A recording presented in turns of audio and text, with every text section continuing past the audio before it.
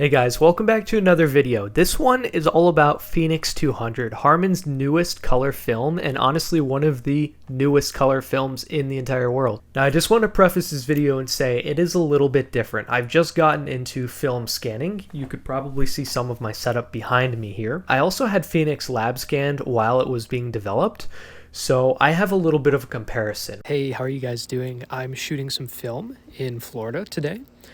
So I'm on my way out to the beach with a roll of Phoenix 200, and first time shooting in Florida, first time shooting that film stock, so I'm pretty excited to see what kind of results I get, and honestly, I'm just going to drive to the beach and pull over anywhere that looks interesting.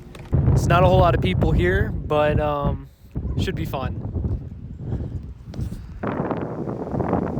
The first image from this roll isn't bad, but I do want to draw some attention to the colors here. On the right, the lab scan, there is a lot of green here. I do like the way this bridge shot turned out, but I felt like Phoenix was a little too contrasty for that mellow beach vibe I was going for. Look at the decal on the side of these trucks. It is such a punchy and contrasty film, maybe even a little bit too much. While I was strolling around the beach, I stumbled onto some surfers, and of course I had to creep them out, take a bunch of pictures. These actually go kind of hard, I think, but look at this one with the helicopter.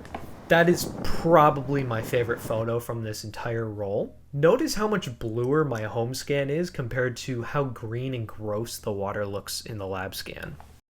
I think this photo of this little restaurant does a good job of showing that depending on the scan, Phoenix can be very green and stylized, or it can be very true to life with kind of normal tones. Alright, so up until now, I've been shooting Phoenix in overcast conditions. You can barely see any light coming through the clouds. It's windy, it's cold. The next day, it's 30 or 40 degrees warmer, much less wind, and the sun is all over the place. Over here at the marina, I already got a couple shots I really like, and it's a beautiful day to be out here, honestly. I don't know what else there is to say. I like the way these boats look. It just reminds me of something like maybe 1920s. I happened to find this bicycle leaning up against the dock, and that was pretty sick. Once again, you could see the range of Phoenix. You could get those really tropical vibes, or you could get kind of the green murk. Now, I'm going to be honest, when I was editing this picture, I just reached a point of, wow, this is so ugly, it hurts my eyes to look at it, but now that I'm kind of reviewing it again, it's not that bad.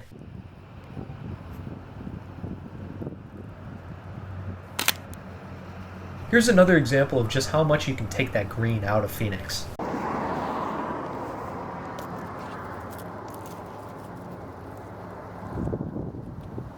I don't know if this shot was necessarily worth the hike, so to say, but it was pretty good. Next time I won't shoot into direct sunlight though. I stumbled upon the city courthouse and I snapped these couple of pictures. Both of these pictures are incredibly contrasty. There's so much grain, you can barely even make out what the photo is. There's too much noise. So here is my home scan duplicated with a bunch of noise reduction. Zooming in here, you see there is so much noise reduction. We're starting to lose some of the detail in the windows here. I have it set all the way to 51 and it's barely even made a dent. And just for good measure, here's that same photo zoomed out again. Just to compare to good old Portra 160, the film my next video is going to be about, there's a lot of noise in Phoenix. Same location, same time, same weather, and that Portra shot looks a lot better. Now this is my lab scan, it's not my home scan, but I think you see what I'm trying to say. Well guys, that's it for this video. Thank you so much for watching, and let me know, what do you think of Phoenix? Have you had better results than I have? Or are you staying away from it?